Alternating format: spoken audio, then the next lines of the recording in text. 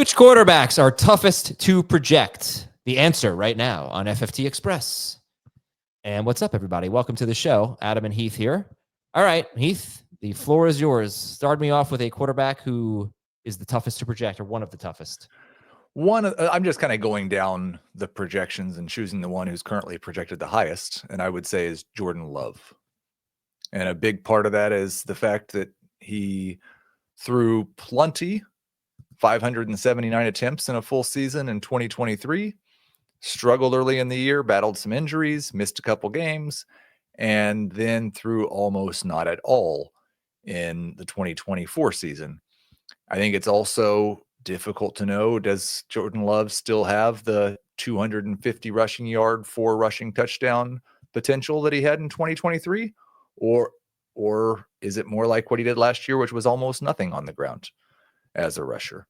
So trying to understand how much of their change in offensive philosophy was due to his injuries and how much of it was a shift in what Matt LaFleur wants to do is a big problem for projecting Love, because he could be a low-end QB1 or he could be a low-end QB2.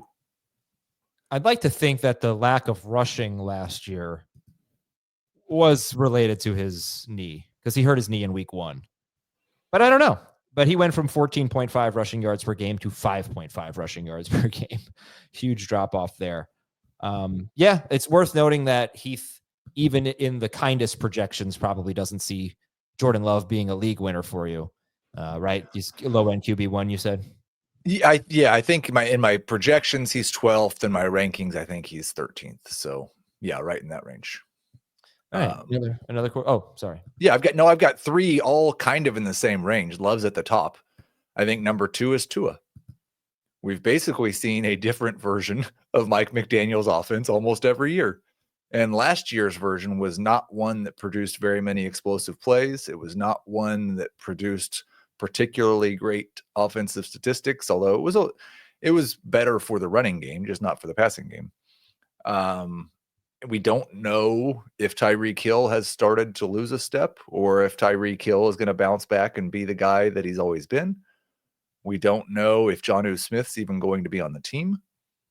And so Tua, again, another guy I wouldn't be surprised at all if he was a low-end QB1. And I haven't even mentioned the concussion yet. Yeah. So first of all, it's hard to draft him. Well, I wouldn't say that, because he could lead the NFL in passing yards. He's done it before. Yep. And I think he's been top 5 in yards per game 3 straight years. But in a 4-point per passing touchdown league, he's not as exciting, because he has not had a rushing touchdown in any of his last 3 seasons. Right. I think they had a pretty good offense when he was on the field, like 8th best, something like that. I think they scored about as many points per game as the Eagles, believe it or not. So yeah, Tua is tough to project, and I would just say I think he's really underrated. I don't think there's anyone that's excited about him, and right. I think maybe he's another guy that doesn't have big upside because there's very little rushing production. But he was actually 16th per game last year in 6-point. He was better in 4 points. So, you know why he was better in 4-point? Because he did throw for a lot of yards, and he didn't throw that many touchdowns. He was on pace for 4,431 yards, but only 29 touchdowns. If he gets to 35 touchdowns, which he did a couple of years ago, you're talking about a real difference maker here.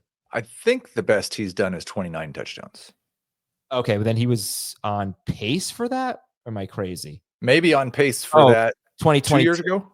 Yeah. 2022, he was on pace for, that was really his best year. He only played 13 games that year, but he was on pace for almost 4,900 passing yards and 35 touchdowns. Well, and if you just look at what he's on pace for per game over the last 3 years, it's 4,500 yards passing and 30 passing touchdowns. Yeah, that's a good player. That's right. That's even if you don't run, that'll play in just about any format. So I think the injuries, the offensive uncertainty, the Tyreek Hill uncertainty all combined to make Tua one of the more difficult quarterbacks to project.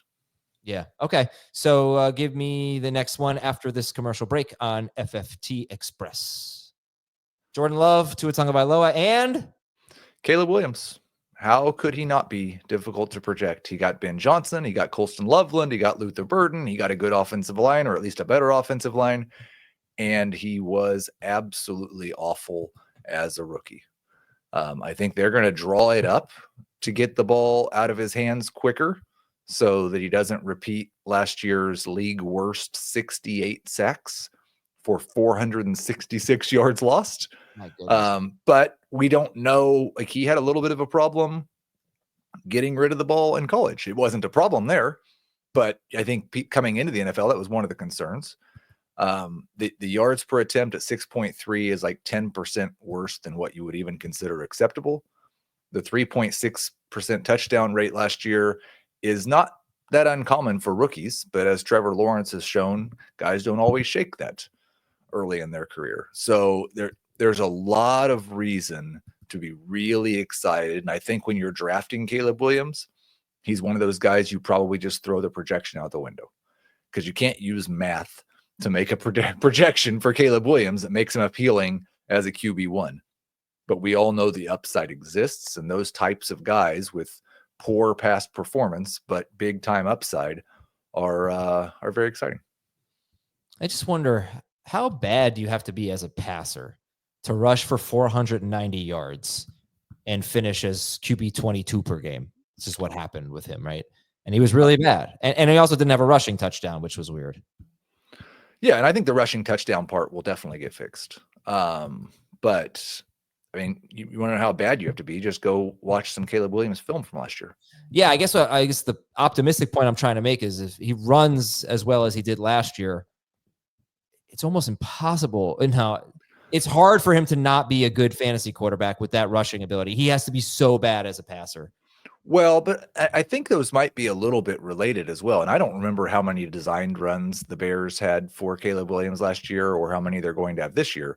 But I think a lot of that rushing production came as a result of the holding onto the ball too long problem. Could be. And if Ben Johnson gets him to get the ball out on time to his very talented pass catchers, then Caleb Williams probably isn't going to run for as many yards next year. Oh, that's a good point. All right. And then who do we got as number 4 on the hardest to project list?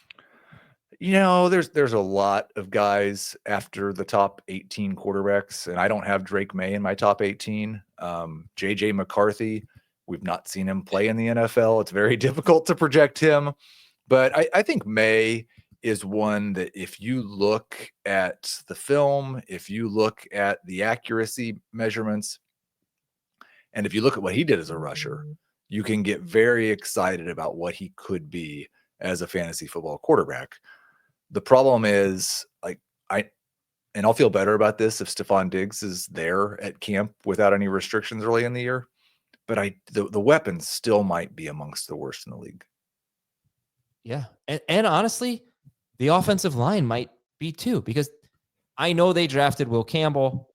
They brought in Garrett Bradbury, who I think was not playing very well for Minnesota. They brought in Morgan Moses, a bit of a journeyman. Maybe that's a little harsh. But they have so far to go, because they had probably the worst offensive line in the NFL last year. Sometimes rookie left tackles stink. You know, that's a tough task, even if you're the third pick in the draft, whatever he was. Yeah. No, sorry, he was the 4th pick. Giants had the 3rd pick. So yeah, I'm not convinced about the offense, but I do love the new head coach, and I love the new coaching staff compared to the old one. Josh McDaniels has a very good track record of getting a lot out of his players. Yeah, including that Brady guy.